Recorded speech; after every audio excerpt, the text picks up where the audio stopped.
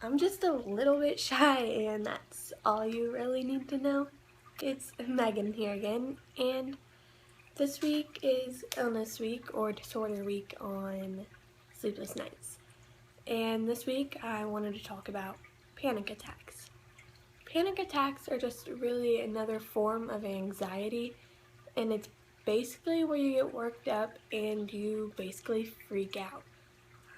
I myself have panic attacks, and the first one I had sent me to the hospital because they didn't quite know what was going on.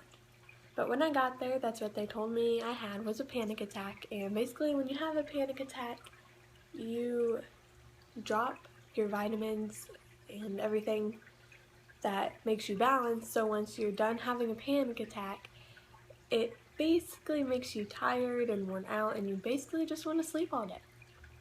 They are not fun to have at all. You basically sit there, you have trouble breathing, you don't know what to think, what's going on. Basically, you think you're dying because if you have panic attacks, you probably have anxiety, and when you have anxiety, it leads you to think the worst of things. And it's not fun. A lot of people have them, and there's a lot of different ways to deal with panic attacks. And panic attacks themselves can be brought on in several different ways depending on the person itself.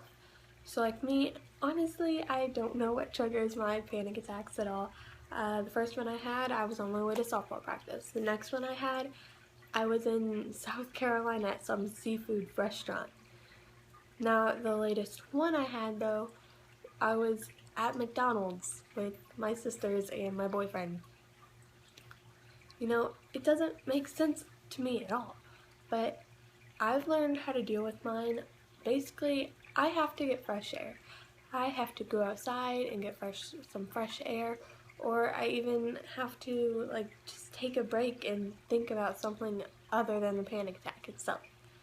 Because you start to think, oh my gosh, I can't breathe, and that just makes it even worse on yourself. Panic attacks are not really the same as anxiety attacks. Anxiety attacks, basically you get really, really worked up and you're really, really anxious.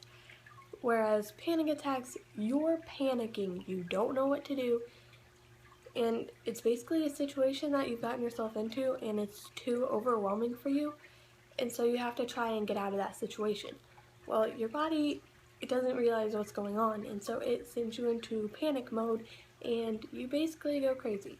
The first panic attack I had, basically my hands were stuck like this because my whole body was numb. I could not feel my teeth, I could not feel my nose. It was scary. It was honestly scary because I had no idea what was going on, and I was in the car with my dad, and he also gets panic attacks, so we were both panicking in the car on the way to the hospital. After all this time, I've started taking more vitamins.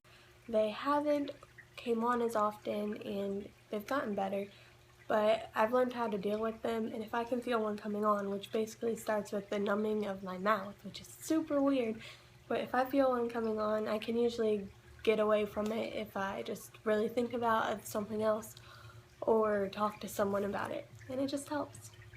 So if you yourself suffer from panic attacks, just make sure you can relax if you're having one, or make sure you have someone you can talk to if you're having one. And if you haven't ever told anyone that you're having panic attacks and you really think you are, you should tell someone.